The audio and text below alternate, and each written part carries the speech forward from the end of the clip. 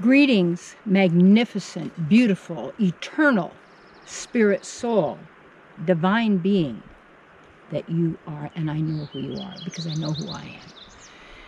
And you have to remember who you are. My topic is, are you being controlled by the limits of a false ID? Are you being controlled by the limits of a false ID? Let me see your ID. Was it my identification? Is not on a driver's license. That's a bunch of numbers and stuff so that I can be categorized in a system, so that they can then make me as a computer blip, which I am not a computer blip because I'm not a computer. And my mind is not a computer in a sense. My conscious being is not a computer. The mind is a computer, okay? And it is designed to get everybody focused on death and dying, lack and limitation, like and dislike. It's a duality function that splits, what would you say, makes an enemy out of you. You could become your own enemy so that nobody has to monitor you because you're monitoring yourself. And then you monitor everybody else around you, the children, the mate, the friends, all that. We got to, they got to monitor everybody to make sure they're controlled, and bring him into that mindset. So whatever the mind is telling people, people believe. So what do you go to school for? Because it's all done with the mind. You have to learn something that you so-called don't know when you know everything. You know all, because you have divine wisdom. You are divine wisdom. Not you have it, you are that. You are all-knowing. Part of you, now you are part of the source of all. And it's personal, not an impersonal source. It's a personal because you're a person. Your source. And then what happens is that there's certain spiritual or religious paths, whatever, are very impersonal. Nobody's a person. It's all just a statistic. It's a blending in. It's controlled by a law somehow, by some force of some kind, whatever. That never got to me. That's why I love the Vedas. Veda means knowledge. Don't get confused. You see, what happens in regular religions, not regular, but those that are designed to control you, have to keep you in a certain system that keeps you dependent on that teaching and who's ever teaching it to you, so that you do not do your own research and know what's happening, because there's all these taboos. And you're kicked out, you see, if you do that, if you don't do that. Because groups get together because they have the common idea, a common belief system, a common, they have a lot that in common. And people tend to want to make everybody like themselves because that system is a duplicating system. It means thoughts are duplicated. People are duplicated. People are copies. People make copies of themselves. We are copies of whatever our belief system is, in a sense, whoever and what we're copying. People copy celebrities. Like you'll see people, even they'll copy themselves as a Barbie doll. That's just a doll. That's just like, and it's, but they'll do all the operations, take their ribs out, get the thing out, do the thing, because they're a Barbie doll. Well, what does that do? Well, they make money from that. They can model from that. They could do that. They can make money maybe from sex, because people want to have sex with a Barbie doll, you know. And you get this kind of wacko. It's like, ooh, really? Okay, okay. And then making, something like masturbation is terrible. You can't do that. You have to always get it from somebody. What is masturbation anyway? It's like, really? Everybody's masturbating in their own mind, for God's sake, because it's always about trying to get some morsels of pleasure out there somewhere, and try and avoid pain and suffering if you possibly can. Or make your identity, what would you say, popular, because of who and what you identify with. So you're in a group. You got to be in a group. And they all act alike, dress alike. I was showing people walking to school, and all the women wear pants. Well, you have to do now because to avoid rape and so whatever that stupid thing is. And it's all trying to get pleasure then out of somebody else's body, pleasure for their own little body because they don't have pleasure for the mind. And what is all this? It's all caused by this thing we call the mind.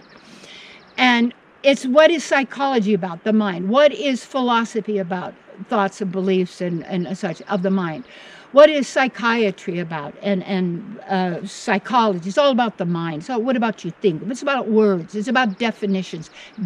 Phoenicians. Now remember, the Phoenicians were the masters of the waterway. So they were able to go with false flags out to all these other people and then attack villages and places and rape, pillage, and burn, and then blame the neighbors because they had that flag up as a false flag. So they trusted these people to come in, that they're okay, and they come in and then they devour everything, but they never take the blame because they always set somebody else up to take the blame. And that's how the system works. And you can watch that system in everything that's going on. It's the same system. Because it never, this demoniac nature, and what I want to call a demoniac, it feeds on the life of others. It's like a bug. I call it an infection. An insect, if you will. Not just a reptile. That's another level of a mind virus of some kind, mind creature. And it's like going to movies that scare you. Like a lot of people, their lives are there because the only time they feel alive is when they've got some fear or some scare or some going on or, oh my God, they don't realize they're programming themselves with realities that they're going to perceive that's going to be there because in a hypnotic trance. And I had this one person telling me recently that she went on the stage with a hypnotist, and then the hypnotist, and she said, well, I'll just pretend so they look good and I'll do all that stuff. But I really wasn't hypnotized. No, she was hypnotized all right. She was hypnotized to pretend. Because thinking, well, I'm just pretending this, yes, and they're all pretending because they want to be liked by the hypnotist. They want to pretend, they want to go along so it looks good. She was completely hypnotized because she's hypnotized now by the way she lives and where she does and the work that she's in that media world. And such is it. It's all a hypnotic trance. And when people are doing the trance dance is what they're doing, they want everybody else to get infected by the same thing they're infected by, which are all of these beliefs and such, because people are being controlled by the limits of this false ID. And they're limiting themselves and limiting others, like I told you before, the crabs in a barrel. Those crabs, when any crab tries to get out of the barrel, the others reach up and grab them down and put them back down into the barrel, so that they can all then be fighting and scribbling. Because then when your identity has to do with stuff, your identity has to do with all this, you're always, and what you know, you're always under threat, aren't you? Because of exposure to who and what is really been controlling you, because you are like, they're not controlling your life. It's controlling us, given we are the life force, not a force, the life essence, the life. We are life itself. And you are eternal. Eternity. And even, see, all these words are constructed through certain patterns.